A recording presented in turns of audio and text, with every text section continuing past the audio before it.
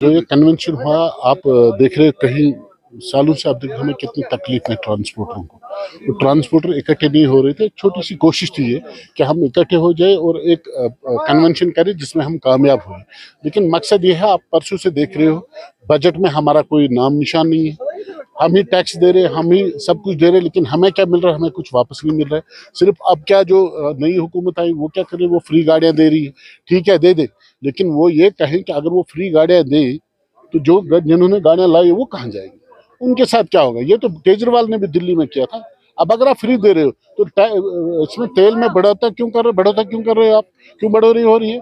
अब अगर आपको देना है तो अपने एमएलए फंड से काटिए, अगर आप किसी और फंड से काटिए, लेकिन हमें मत तकलीफ में डालें। अगर आप तेल में बढ़ा रहे हो, पैसा बढ़ा रहे हो, तेल में आप इजाफा कर रहे हो पेमेंट में, हम कैसे देंगे वो? और अगर आप सवारी नहीं दे रहे हो, वो बोल रहे हम उसमें गवर्नमेंट बसेस में। और एक और तमाशा देखिए, इसमें हर एमएलए बोलेगा कि मेरे एरिया में 10 गाड़ियां एसआरटीसी चाहिए।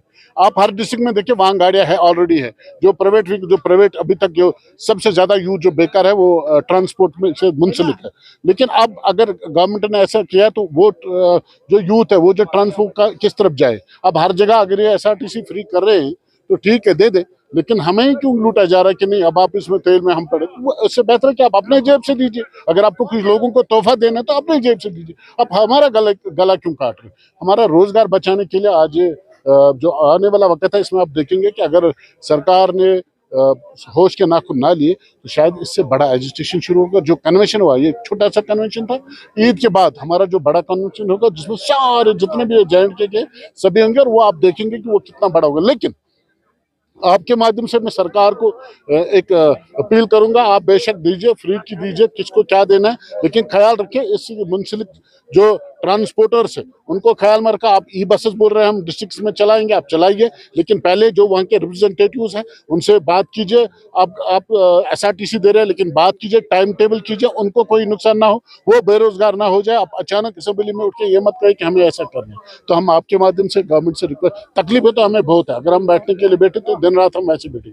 आप देखिए, हम ही सब कुछ दे रहे हैं, लेकिन हमारे ड्राइवर को किसी जगह रहने के लिए जगह नहीं है। कहीं होटल में उसको बाहर बिठा, आपने देखा कितनी मौतें होगी है गाड़ी में ड्राइवर्स बैठ के। रिसेंटली आपने जम्मू में देखा, यहाँ देखा आपने। लेकिन उन ड्राइवर की आप तो ड्राइवर आपको टैक्स दे रहा है। देखिए, जो किसान है वो धन दे रहा है, लेकिन जो ड्राइवर है जो वो अन्न दे।